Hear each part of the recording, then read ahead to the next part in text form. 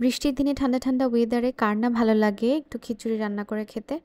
তো আমারও খিচুড়ি ভীষণ পছন্দ, এই জন্য আজকে আমি খিচুড়ি বানিয়ে নিলাম আর খেয়ে নিলাম। তো আসসালামু আলাইকুম, ওয়েলকাম টু মাই ভ্লগ। আজকে সকাল থেকেই কিন্তু ঠান্ডা ওয়েদার ছিল আর বাচ্চার স্কুল ছিল না, অনেক বৃষ্টি পড়তেছিল, তো ভাবলাম যে খিচুড়ি বানাই নেই। আর যেই ভাবা সেই কাজ। আর আমার রান্না করতে খুব বেশি সময় লাগে না, তো আমি খুব চটপট করে সব কিছু বের করে ফেললাম। আর আমি চাইছিলাম যে খিচুড়িটা সবজি খিচুড়ি করব, কিন্তু বাসায় আলু ছাড়া কোনো সবজি ছিল না এর জন্য। আর খিচুড়ির মধ্যে আমার ভাতের চালের যে খিচুড়িটা সেটা খুব ভাল লাগে, এর সাথে 3 রকমের ডাল দিয়ে, মসুরির ডাল, মুগ ডাল আর হচ্ছে মাসকলাইয়ের ডাল, আর এর মধ্যে আদা বাটা, রসুন বাটা, হলুদের গুঁড়া, মরিচের গুঁড়া, লবণ দিয়ে আমি খুব ভালো মতো মেখে নিয়েছি। খিচুড়ির মধ্যে মাখা খিচুড়িটাই আমার খুব ভালো লাগে, আর আমি একটু নরম নরম খিচুড়ি পছন্দ করি। আমার মায়ের বাসায় পছন্দ করা একদম ভুনা, কিন্তু বিয়ের পর থেকে আমার নরম খিচুড়ির প্রতি একটা ভালোবাসা জন্মাইছে।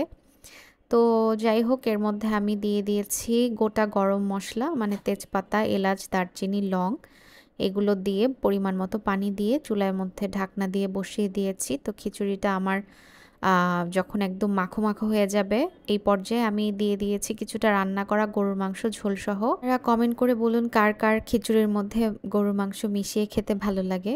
এমনি খিচুড়ির চাইতে আমার মনে হয় যে এর মধ্যে গরুর মাংসের বাসি যদি তরকারি মেশানো হয় তাহলে খুব ভালো লাগে। খিচুড়ির কিন্তু আসল স্বাদই হয় যদি মানে এর মধ্যে বাসায় যত বাসি সবজি তরকারি আছে সেটা দেওয়ার মধ্যে।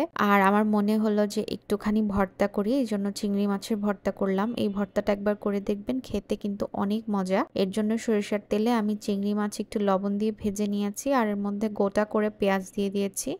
পেঁয়াজ দেওয়ার পর এর মধ্যে দিয়ে দিলাম রসুনের কোয়া পরিমাণ মতো, আর দিয়েছি বেশি করে কাঁচামরিচ। আমি যেহেতু ঝাল লাভার তাই মরিচটা বেশি দিয়েছি। আর শেষে দিয়ে দিলাম ধনিয়া পাতা। ধনিয়া পাতা দিয়ে বেশি নাড়াচাড়া করব না, এরপরে পাতার মধ্যে সব কিছু বেটে নেব।